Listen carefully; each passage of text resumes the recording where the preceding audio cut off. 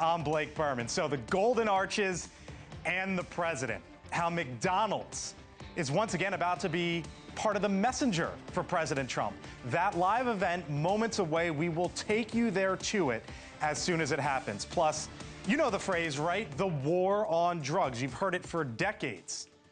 But will the commander-in-chief turn to it literally? Would I launch strikes in Mexico to stop drugs? It's okay with me. Whatever we have to do to stop drugs. Or else the commander-in-chief did not rule out potentially striking. Also this evening, the crackdown in the Queen City. Dozens arrested in Charlotte as the president continues his immigration blitz in North Carolina. And how about this for a question tonight? Will anyone vote against it? On the eve of the Epstein files vote, what the president said when asked if he would put his signature on a bill to release the files. But first tonight, the Golden Arches coming full circle. A live look here in Washington, D.C. as President Trump expected to speak any moment now. Do you remember this scene from the 2024 campaign, President Trump serving it up at a McDonald's drive-thru in Pennsylvania? Well, that was then. This is now. The president set to meet with executives and owners from Mickey D's. But it comes at a time when not all are saying, I'm loving it. The event, a response to the political wake-up call as the White House now shifts its focus to prices. The president on that stage, as you can see there, the backdrop says the golden age. When he speaks, we will take you there live. He is going to talk, by the way, in front of some big-name Democrats, perhaps some who might even be vying for his job. Team coverage tonight, Mills Hayes outside the McDonald's headquarters in Chicago. But first to our Kelly Meyer, who is live at the White House as the president is expected to speak any moment now. Kelly?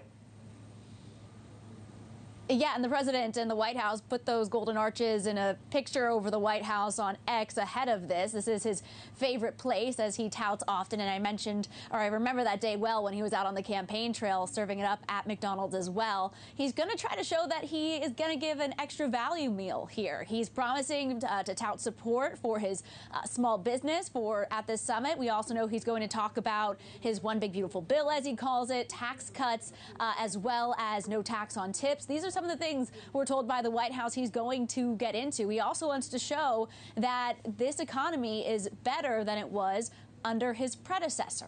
Here's more from the president. All I want for people to recognize the great job that I've done on pricing, on affordability, because we brought prices way down, but they're going way lower. So it's unclear if he's expected to make an announcement at this event like his move last week, rolling back tariffs to ease food prices. The White House, though, laser focused on this issue of affordability since the election now 2 weeks ago, where Republicans faced losses on that issue, and they're looking ahead to reclaim this issue, affordability, heading into the midterms. Democrats are saying this. Costs haven't gone down in America. Costs have gone up. Housing costs, out of control. Grocery costs, out of control. And Blake, there are Democratic leaders expected to speak at this event, too, from Maryland Governor Wes Moore to New York Governor Kathy Hochul. They are expected also to hit on the topic of affordability. Blake. Our Kelly Meyer, live tonight from the White House. You see those folks walking in. That's what's known as the travel pool. They travel with the president. So it means we're probably getting close here to his remarks. Kelly, thank you. Now, one of the biggest markers of the affordability issue is fast food prices, which have risen so high that low-income households, one of the industry's core customer bases, has dropped by double digits. Our Mills Hayes, live from the headquarters there of McDonald's in Chicago tonight with what that company is seeing. Mills.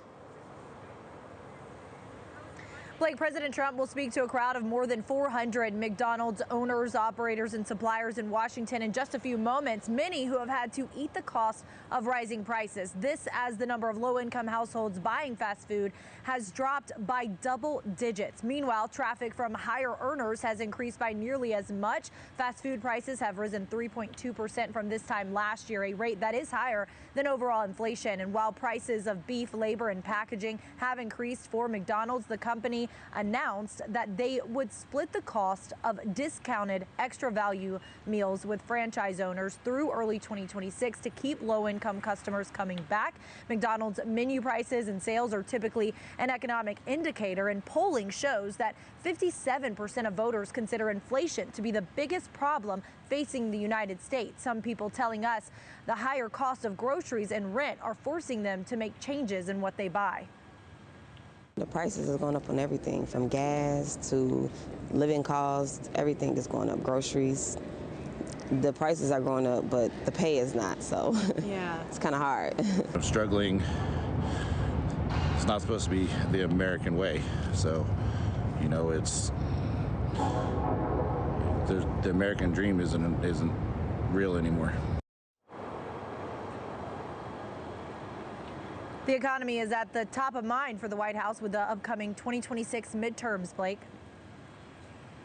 Outside HQ there, Mills, thank you. All right, so this is not the first McDonald's spectacle for President Trump. 2019, he hosted the national champion Clemson Tigers football team. You might remember this, a mound of fast food, including McDonald's on the menu. And then who could forget this, right? Down the home stretch of the 2024 campaign, Trump serving it up in a Pennsylvania drive-thru. This is fun. I could do this all day. I wouldn't mind this job. I like this job. I think I might come back and do it again. He's about to use McDonald's as a backdrop one more time, but McDonald's is seeing the affordability issue play out in its restaurants. You heard some of it there from Mills, right? Have a look here at prices, how they've risen at the chain since 2019. These are looking at from 2019 to 2024, the latest year, right? McDonald's reports a quarter pounder with cheese went up nearly $1 from $4.49 to $5.39. That's up 20%. A Big Mac, $4.39 to $5.29. The Egg McMuffin, $3.49 to $4.29. And a 10-piece meal, how about this? $7.19 up to $9.19. That's up 28%. Throw taxes on top of that, you're basically talking about $10. Now, the company says the higher prices cover their own increased costs. They've also brought back an extra value menu. Now, there are more than 44,000 McDonald's locations all across the globe. The company says 95% of them are owned by independent franchises. Joining me now, Mick Mulvaney, former White House Chief of Staff, in the first Trump administration, News Nation contributor. Hello, sir. Hello, Burman. I'm on the wrong side of the table. You used to be on this side. I used to be on your right. Now I'm on your left. What's happening to me? We're shaking things up. Goodness gracious. I'm not left of anybody, but go ahead. For the first time, you are. So here's what we're hearing out of the White House, out of the president, which is I'm bringing costs down lower than Biden. And when the one big, beautiful bill hits, everything's going to be good and you're going to feel it. Is that the winning argument?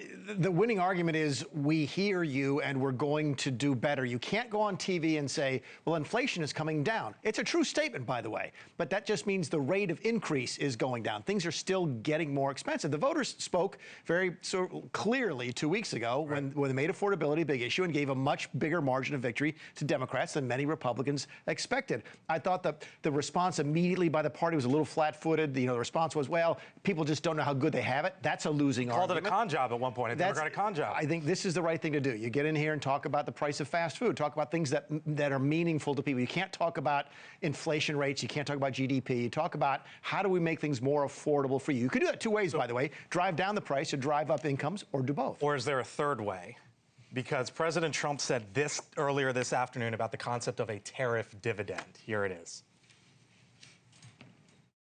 We've taken in hundreds of millions of dollars in tariff money. We're going to be issuing dividends later on, somewhere prior to, probably in the middle of next year, a little bit later than that, of thousands of dollars for individuals of moderate income, middle income.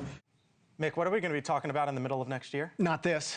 This is not going to happen. And if it does, it'll be inflationary. Keep in mind, this is what Biden reminded everybody. What I was going to say was the election. Oh, yeah. And whether he's, he's going to put out these $2,000 checks right before the midterm elections. He won't be the first politician to try and buy votes if that's the case. It won't be the last either. But I think the Biden team just reminded people who are younger than I am how you get inflation.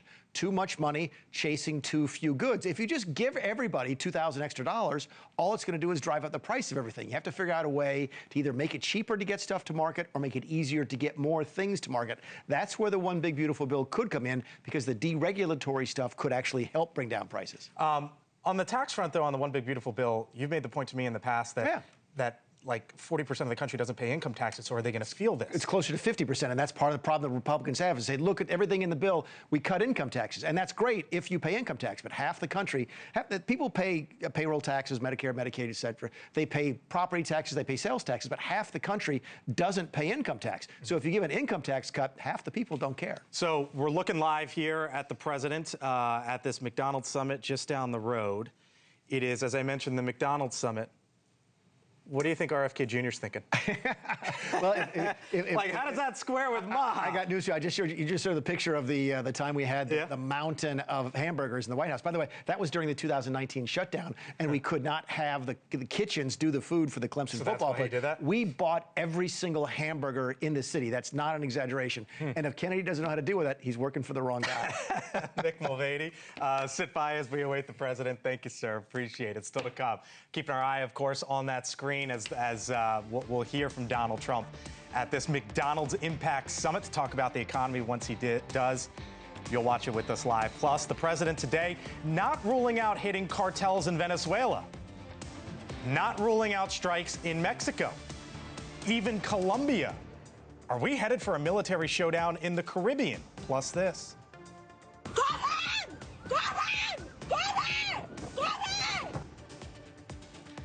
Operation Charlotte's Web gets off to a violent start in North Carolina as protesters in cars target ICE officers, and there's complaints from the other side as well. Again, thanks for being with us. I'm Blake Burman, the president, any moment now.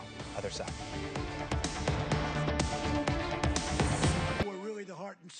A live look just down the road, Washington, D.C. President Trump taking the stage moments ago. One and only McDonald's. I've gone there a couple of times. And I'm honored to stand before you as the very first former McDonald's fry cook ever to become president of the United States. And I actually was there for about 30 minutes, and that was 30 minutes longer than Kamala was there, right? Despite her job at McDonald's, that didn't work out too well. And the person at McDonald's that informed us off the record that she never worked there, whoever you are, we appreciate that. That was very nice. But I want to thank, as you know, the famous Sundar and Sergey Brin. These are two guys that own and run a place called Google. They called me the following day after I did that McDonald's little skit, because it wasn't a commercial. You got it for nothing. It was a skit. And they told me that and I didn't know them. I said, who are they? They own Google. I said, that's pretty good. That's not bad. And that it received more hits than anything else in the history of Google, and that records, it still stands. So congratulations on allowing us to use it, but you made a very good deal as usual. But you know, in the old days, McDonald's and many others would call me to do this kind of a thing, come over and say some words and talk, and they'd pay me millions of dollars.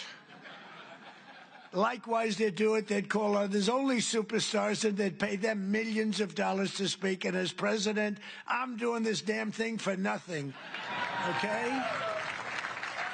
And you know what?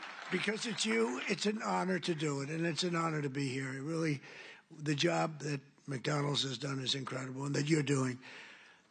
But as you may have heard, I'm also one of your all-time most loyal customers. I really am. Well, other, I'm not thinking. I think that's good. I'm pretty sure that's good. While other politicians fly around on campaign planes stocked with expensive catering, on Trump Force One, prior to ascending to Air Force One, which is quite a nice plane also, We served only McDonald's almost every time. On occasion, we couldn't find one, which is pretty hard to believe.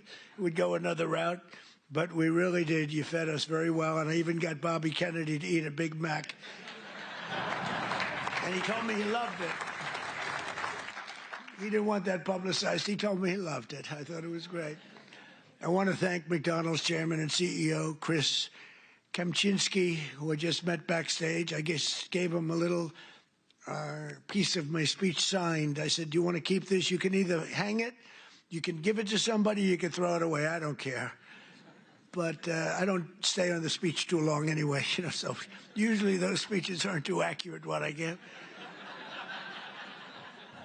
But McDonald's USA president is here, Joe Erlinger. Joe, wherever you may be, thank you very much. Thank you, Joe. Good job, along with everyone from the International Franchise Association, which does really fantastic work. I've heard from many people you do a fantastic job. So thanks as well to two former McDonald's operators now serving in Congress, Representative Kevin Hern and Chuck Edwards. Are you here, fellas? Come on, fellas. And they're warriors, those two. They're warriors. Thank you very much. Great job. And, of course, let me thank the people who truly keep the McDonald's magic alive, the incredible franchisees, and you got a lot of them here today. Yeah, and you're the heart and soul, and they would tell you that all the time. They tell me that. You carry on the commitment to what Ray Kroc said he wanted from every McDonald's restaurant, perfection. Have you heard that? Perfection. That was very strong. Ray liked to say that if you think small, you'll stay small, and that's why no one thinks bigger than McDonald's, not in your industry, and probably never will. I don't know if anybody can ever catch you. I doubt it. Every single day you feed an incredible 1% of the entire world population, 70 million meals every day. An amazing 1 in 8 Americans works behind the counter of a McDonald's franchise at some point in their lives. Yeah, we heard about that. I heard about that. Wasn't true in that particular case, but for tens of millions of our citizens, the road to the American dream starts beneath the golden arches, beautiful golden arches. So to each and every one of you, thank you and congratulations on 70 years of American greatness. Congratulations. And, I just might add, this is also the golden age of America because we are doing better than we've ever done as a country. Prices are coming down and all of that stuff. And, they talk about different terms for that. But I will tell you that nobody has done what we've done in terms of pricing. We took over a mess. We had the highest, think of it, the highest inflation in the history of our country. They say 48 years it was the history of our country. And now we have normal inflation. We're going to get it a little bit lower, frankly, but we have normal. We've normalized it. We have it down to a low level, but we're going to get it a little bit lower. We want perfection. You always want 1%. I don't know if anybody knows. You don't want 0. 0 can be bad. Then you start going the other route. That's no good either. Then you say, what's worse, deflation or inflation?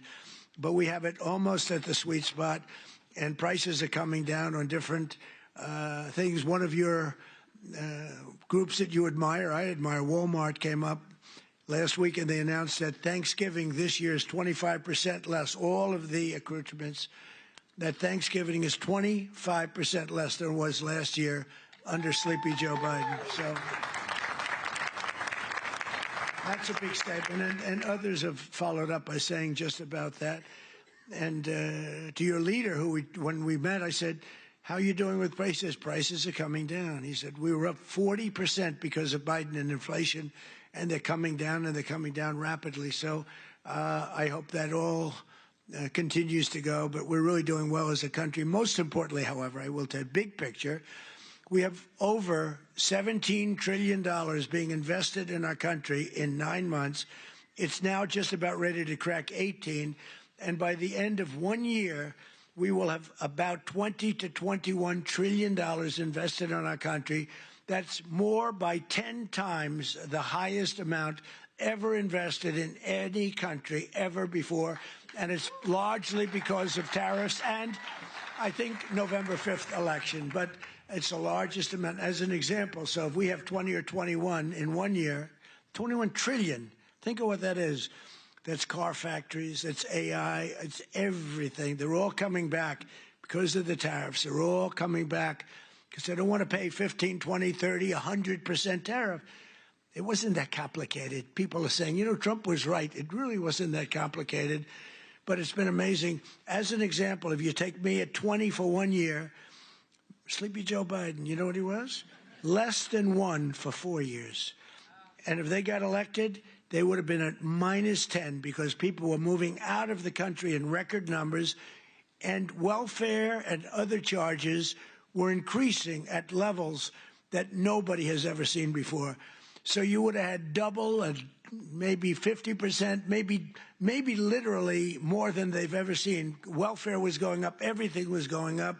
Government jobs were going up. Real jobs were going down. So you would have had that catastrophe. And on top of it, instead of 20 trillion coming in, you would have had 10 trillion leaving our country.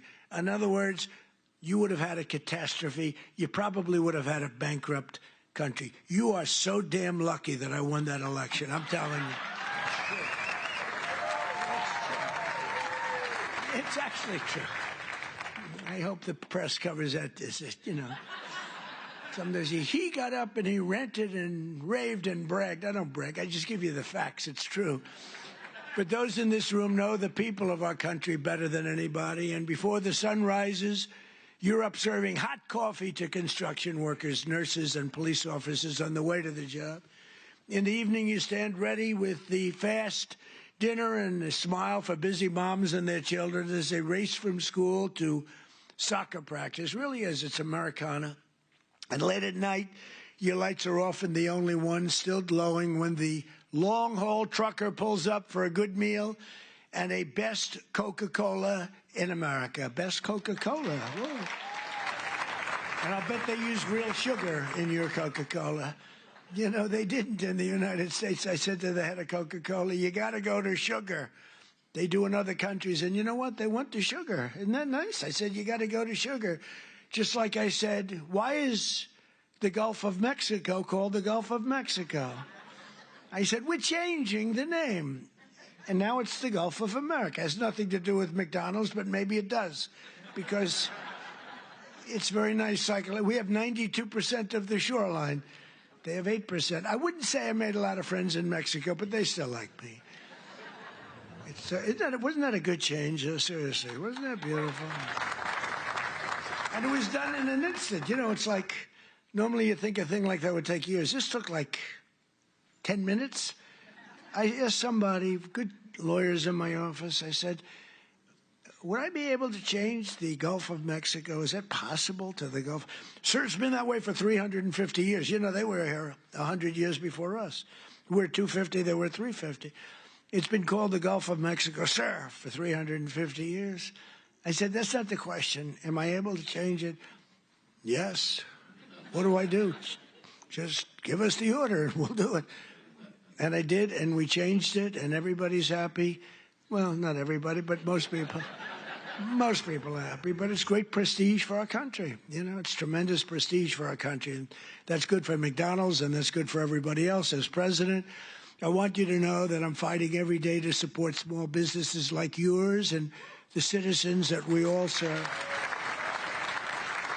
And together we're fighting for an economy where everyone can win, from the cashier starting her first job to a franchisee opening his first location to the young family in a drive-through line. I've been on that line many times. Actually, that line was incredible in the commercial, right? It wasn't a commercial. It was about, but they have the line. The people had no idea. So I made the French fries. The guy was really good. He had a great wrist. He was, sir. He was going like, sir. Yeah. It was not that easy, but I got it sort of finally. Not the greatest, but I get it, pouring it in, asking him all sorts of stupid questions, but it was very interesting. Amazing. A little thing is not, it's a little complex, right? To father and son over there that own a lot. They're very rich people. But I'll tell you what, I asked, how many do you have? Sir, I have 59. I said, you're rich. But you know, nobody knew in the line. The line was a long line. They had 25,000 people, so somebody let them know we were coming. It was toward the end of the campaign. And after I did the French fries and did some other things, I then stood at the window. And the people would drive up, a little bored in all fairness. You know, it is, I mean, they're waiting for a hamburger, okay? So they'd drive up like this. They'd look over. Whoa! Every one of them. And it was fascinating. Every one of them, they would, it was, the response was incredible. Almost like I knew I was going to win when I saw that. I knew, because the response was love. It was great. They had a good time, but we did, I think, 12 people. Every one of them had the same response. They drive up, they there, they this, they get that, getting a little cash ready, and they look over, and it was, some did a double take. Some went like that. Whoa. But it was sort of an amazing moment. You know, I did a garbage truck also, right? And everybody, and I thought, when I spoke with Sergey and Sundar, I said, yeah, but the garbage truck was equal, wasn't it? They said, not even a contest. Garbage truck was great, not even a contest to McDonald's. And that's because we had the power of McDonald's. I mean, it was an amazing thing. I thought the garbage, frankly, I thought the garbage truck would have won. And they said it was good, but it wasn't even close. So that's a tribute to what you've built, really. It really is a tribute to what you built. But there's still a lot of work to do, and we're making tremendous progress. 1.9 million more American-born workers are employed today than when I took office. Think of that. 1.9 million more today than, and these are American-born workers. Nobody thought that was possible. And we have the strongest borders in the history of our country. Nobody comes in unless they come in legally. You see the numbers. Everyone thinks it's impossible. A year ago, millions of people were storming our borders. Today, they only come in if they come in legally. And wages for hourly workers are rising at the fastest pace in 60 years. And sometimes you might say, was that good or bad? It's great for you. The minimum wage thing you'll have to be talking about. You're going to have to fight. We were talking about California, Gavin Newsom from California. And I knew he's laying siege on the minimum wage. And you people probably know, because that's a very complex subject, and you people probably know better than anybody the impact one way or the other, good or bad. And you're going to let your local congressmen, your senators know about it. But in 9 months, we've lifted over 600,000 Americans off a food stamp, and that's a record. And it's because we really have a strong economy. I mean, we're building thousands and thousands of factories all over this country. Wait till they open up. You're going to see something like I think we've never seen before. You know, we lost our auto industry. 54% of our auto industry left for other places over the years. And I think we're going to get it more than all back. They're coming in from Mexico, from Canada, from Germany. They're coming in from Japan. We made a deal with Japan, $650 billion. We never got anything. We made a deal with the European Union, $950 billion, and they have to buy our oil and gas and many other things. And I want to say it's good for everybody, all that. We made a deal recently with China, where they buy our soybeans, but it's hundreds of billions of dollars. And it's incredible what's taken place in our country. The world was laughing at us like we were stupid people. They're not laughing anymore. They don't laugh at us anymore. They respect us now again, and that's what we want. We want to be liked. We want to be respected, much more so than being liked. And, you know, in a certain way, they like us better now, too. They respect us, but they like us better now because the world was ripping off our country. Not sustainable, not even sustainable. China was making $722 billion. Think of that. Not million. 722 million's a lot, isn't it? $722 billion. They built their military with the money that we gave them over the years. And in my first term, we had a great first term. The most successful economy we've ever had in my first term. This is going to blow it away. This is blowing it away, to be honest with you. It blows everything away. There's never been a time like this, and you're going to see the results, you know, pretty quickly. But in stark contrast to the previous administration, 100% of all new jobs created in America under my administration have been created in the private sector. Because, you know, we are trimming out government jobs. You can't have, you know, what they do is they give you phony job numbers in a lot of ways, but they'd hire 100,000 people, and all of a sudden it looks like they're doing well. They're not doing well, because those are jobs that they hurt our country.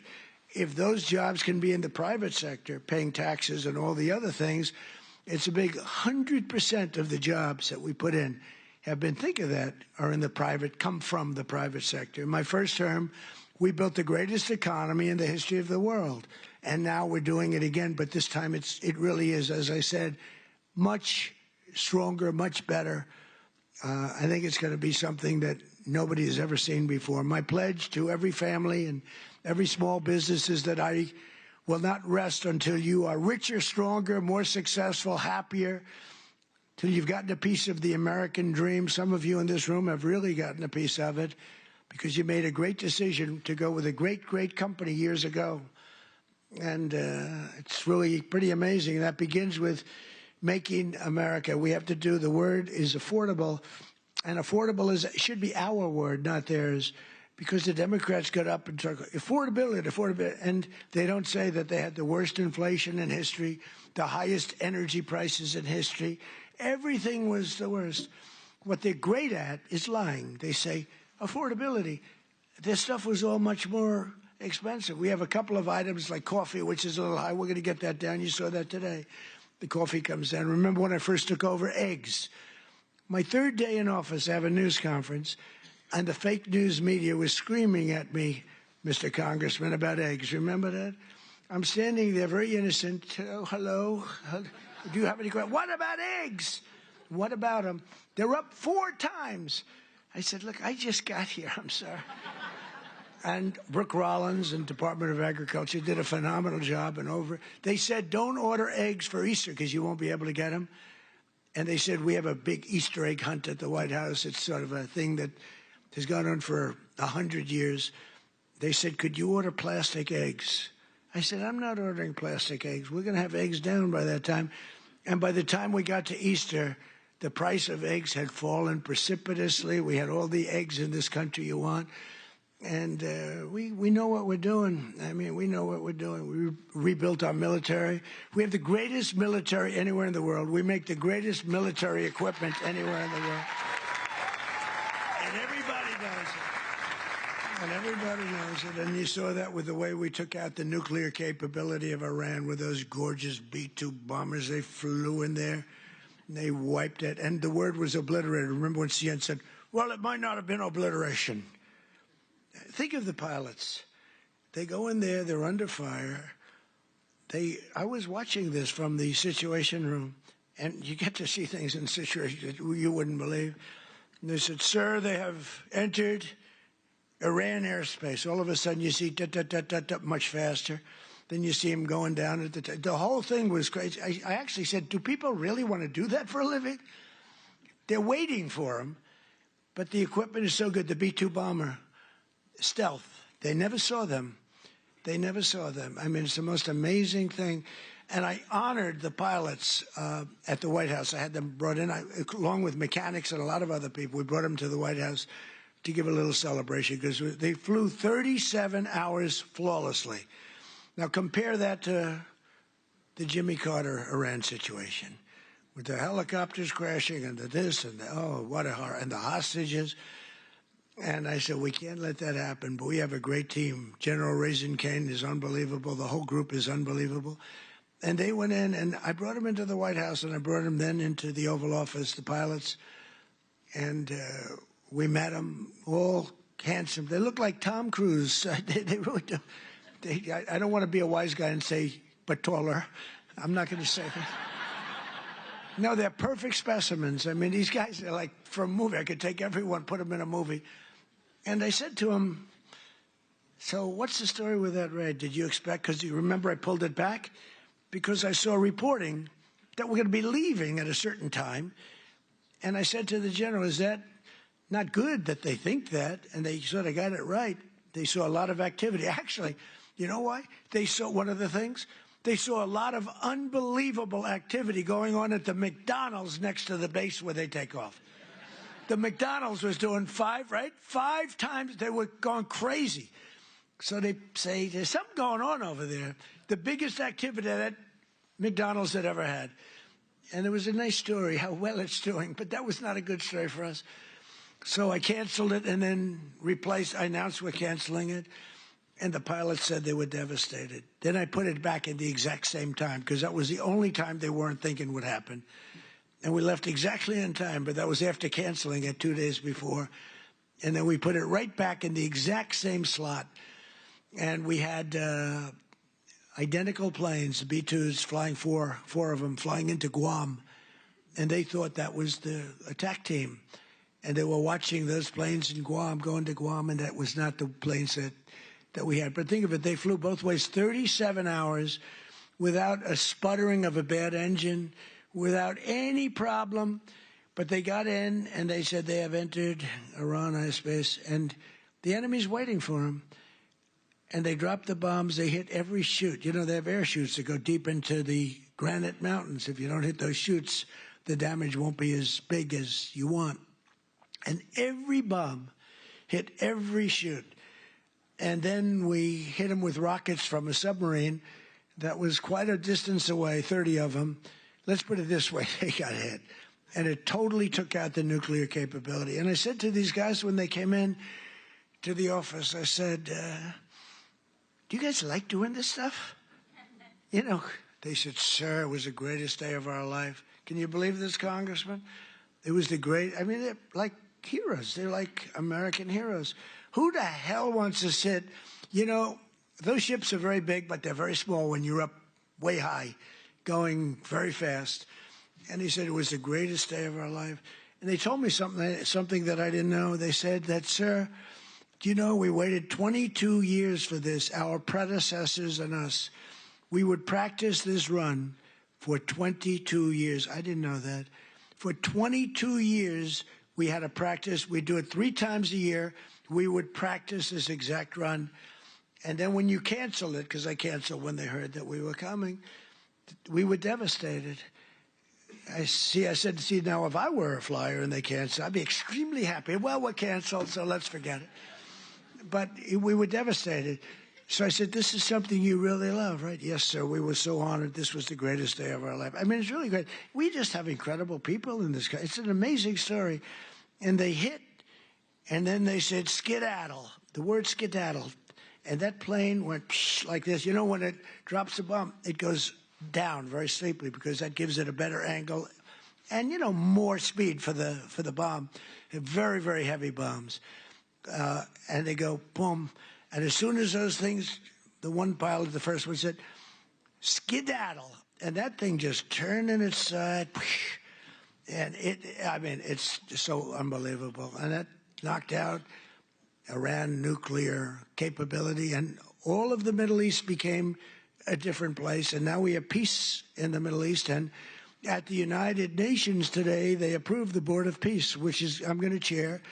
And we're picking the leaders or the heads of the most important nations in the world. I think it'll be a board like no other than perhaps the McDonald's board. You have a very good board.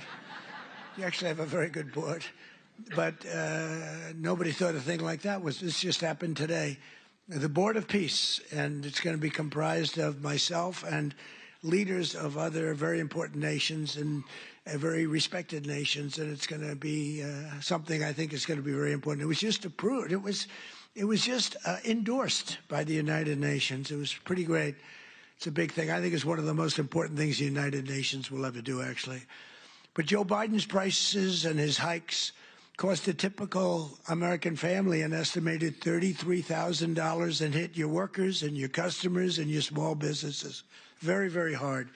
The Biden administration started the affordability crisis, and my administration is ending it. I'm ending it. Prices are way down. If you just look, so we don't have, as I said, the inflation, but our energy prices are way down. And, you know, despite hamburgers being a big business, energy is one business that's bigger. When you get energy down, everything else is affected. If you start bringing the price of gas, that's like a massive tax cut. And they were selling, you know, they were having gasoline at $4.75 a gallon and $4.50, $3.50, $3.75. We're going to be able, it looks like we're going to be able to hit $2 a gallon in the not too distant future. But let's say we're $2.50, $2.70. Other than places like California, that's not fair because they put so high a tax on that you're really paying a lot of that price is the tax that you're paying to government, which is horrible, actually, what they do. But the price of gasoline and the price of energy is way down. So when energy comes down, you make the donuts, you make the chicken, you make whatever you're making. Everything is all about energy. You have to deliver it. You have the trucks. You have the fuel. When energy comes down, and it's come down fast, we had an expression, drill, baby, drill. And I drilled, baby, drilled. I tell you, we drilled. And last month it was announced we produced more oil and gas than any time in the history of our country by far.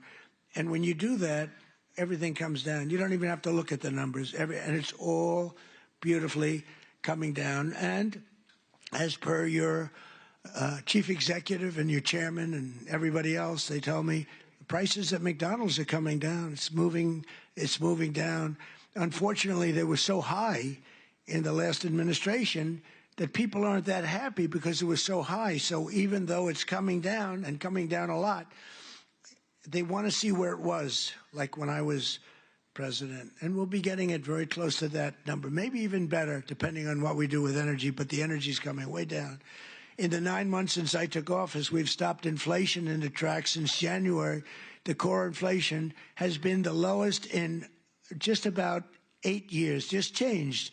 It was 4 years, now it's 8 years. It just changed about an hour. They just said, sir, if you want, we can rewrite the speech. I said, no, I can remember it very nicely. Thank you. I'm not Biden. In the past 6 months, the price of breakfast items has fallen 14%. Bread prices are down. Dairy prices are down. And the price of eggs has declined 86% since March, and much more than that since when I took over. Because when I took over, it was an egg crisis, as we said. And I want to give a very special thanks to McDonald's for slashing prices for your most popular items, bringing back extra value meals, and I hear you're recommitting to the affordable options of Americans that we really know and love, all of the items that we love. And I hear that McDonald's is playing a very big role in that. We're getting prices down for this country, and there's no better leader or advocate than McDonald's. And I believe the next time maybe I'll have to be back here again next year if you get them down enough, okay? That's all you have to do for me is get them down enough. We'll come back. We'll come back, Mr. Chairman. But while Democrats wanted to give Americans the largest tax hike in history in July, I proudly gave you the largest tax cuts in American history and signed the one big beautiful bill. I call it the great big beautiful bill into law. That includes no tax on tips, no tax on overtime, and no tax on Social Security for our great seniors. That is a big deal.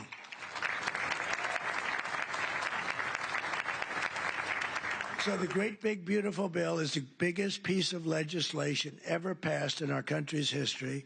It gives expensing to you as owners, where you do something, you can expense it, you can take it off in 1 year instead of 38 or 40 years.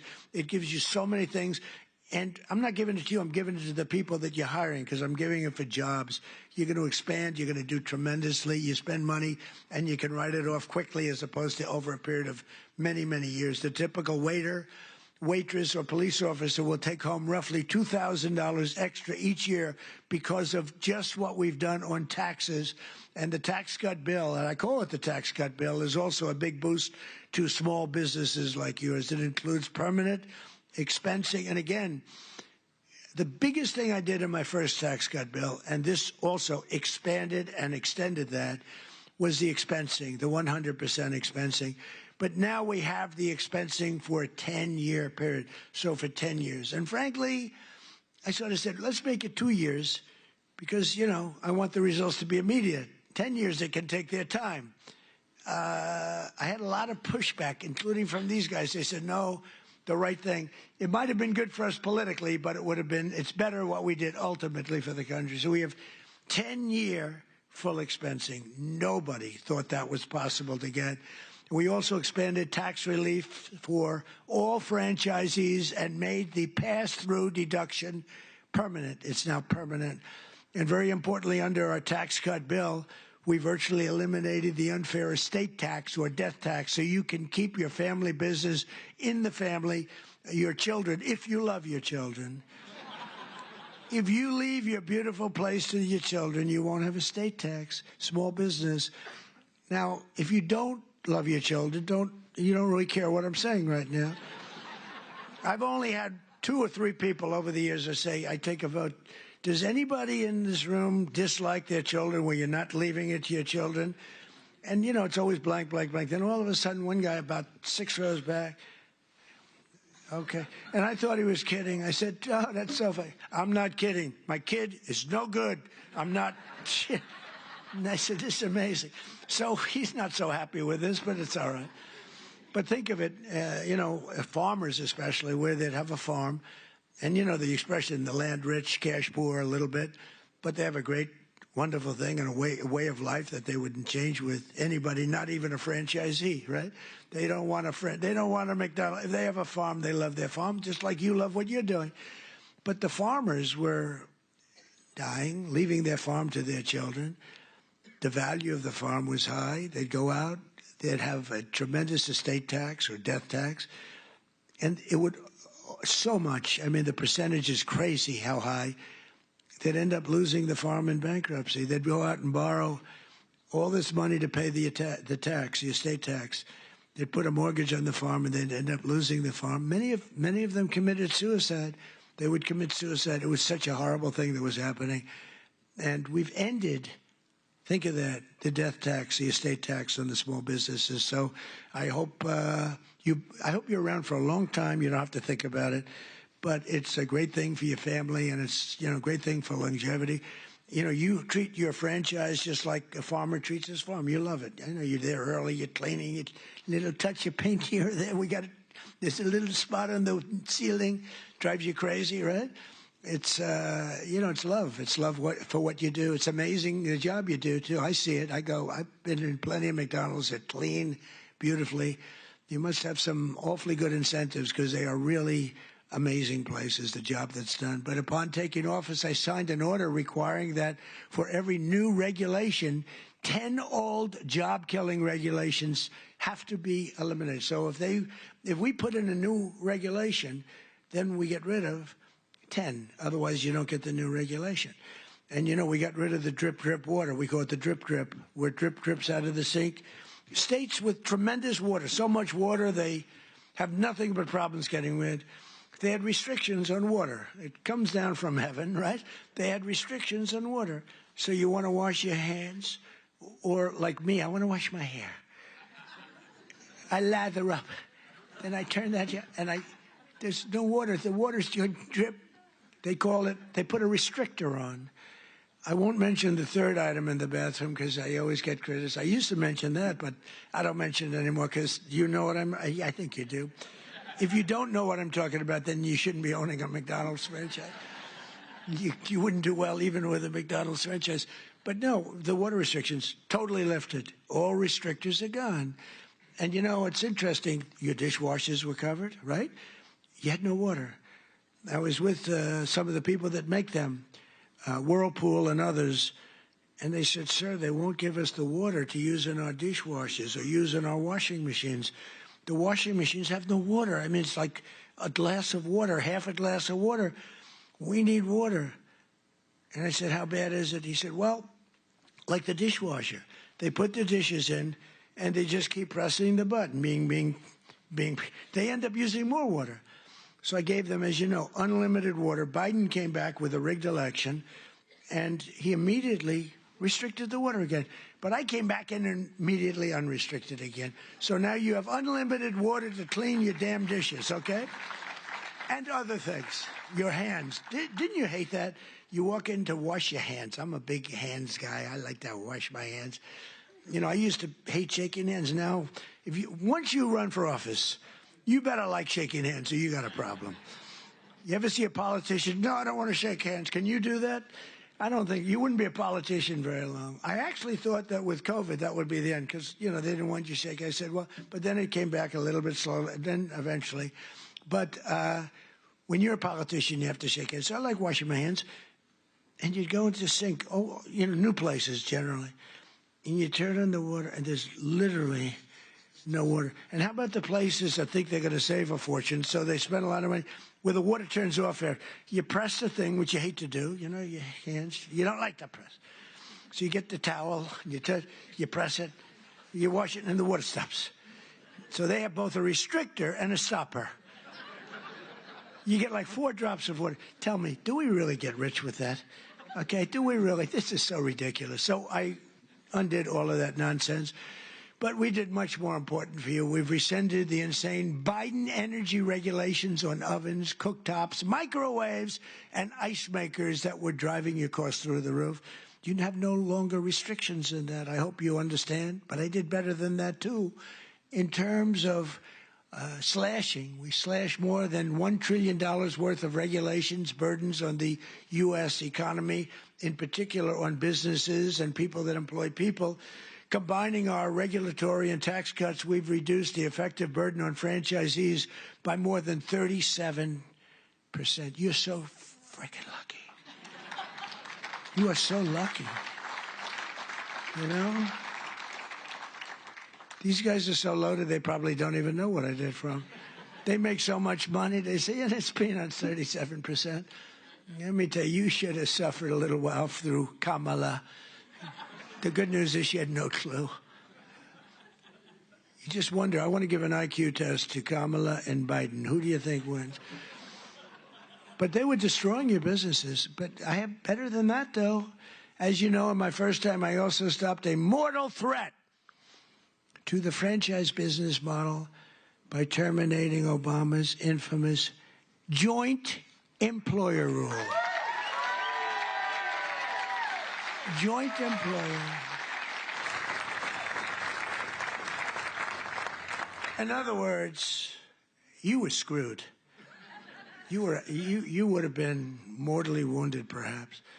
I said to a couple of the people, what would have happened if that? Sir, please, I'd rather not talk about it. They don't want to talk about it. I ended it. You got lucky on that one, let me tell you, because I said, really, I asked one of my guys, because when I was coming over, I saw that in the speech. I said, what does that mean? He said, that would have been death to businesses like yours and others. It was just, these people don't care. They didn't care. But I ended it, and I think that's one of the biggest things that you'll ever have done for yourselves. I think that's the biggest thing that can ever be done for you. We mentioned all these different items, but that's the biggest by far for you. As long as I'm president, I'll always defend your right to run your own small business and do it well. And some of your small businesses have become very large business. One of the franchise owners here today is Carlos Matios Sr., who escaped communist Cuba when he was just 6 years old. In America, Carlos took jobs as newspaper delivery boy, a factory worker, and eventually became a New Jersey police officer. Then, in 1998, Carlos switched careers and moved to Virginia, where he took over his first McDonald's. Where's Carlos? Is he around here? Let me see. Come on, stand up. Stand up, and your son too. Stand up, your son. Good looking son. I met him backstage. He had a knack for turning around poorly performing restaurants, and today his family owns nearly 60 McDonald's all along the East Coast, including at the Pentagon, where I've ordered numerous Big Macs. Right? In fact, he served when the great football team came in. They served McDonald's, and you'd have these guys walking out, the biggest human beings I've ever seen. They were the national champs, right? Remember the team? Who was the team? Remember the team? He said Clemson, that's right. And these guys, I don't know, they were, like 6'6". What do you weigh? Sir, I weigh 392. I said, but you reported it much. I said, yeah, that's what they say. But and he'd have like 12, just each. And I thought he was bringing them back to the rest of the team. I said, that's nice, but maybe the team wants them. No, this is what I said, are you going to eat all of them? Yes, sir. He didn't even know what I was talking about. But you served it, and you did a great job. In 2019, when we hosted that great Clemson Tigers at the White House. I literally brought dozens of Quarter Pounders from McDonald's. We bought the whole thing. We bought the Quarter Pounder. We bought actually just about it. Well, he really had no choice because he just took everything he had in the whole restaurant. We got whatever the hell, probably whatever didn't sell, we got, right? But Carlos is here with Carlos Jr.'s son, who started as a cashier and now runs dozens of the restaurants. Congratulations, fellas. What a great family. Congratulations. So in conclusion here tonight, carry on and really just keep going and inspiring that legacy and that pride that you have at really beyond almost all else. It was excellence and service, stretching back more than 7 decades to when 2 hardworking brothers with a hamburger stand in California partnered with a hard-driving entrepreneur from Illinois to revolutionize the restaurant business forever, like nobody had ever seen. Because of men and women like those in this room who have pride in your souls, love in your hearts, and ketchup in your veins. Did you ever hear that one? 70 years later, McDonald's is the #1 fast food restaurant.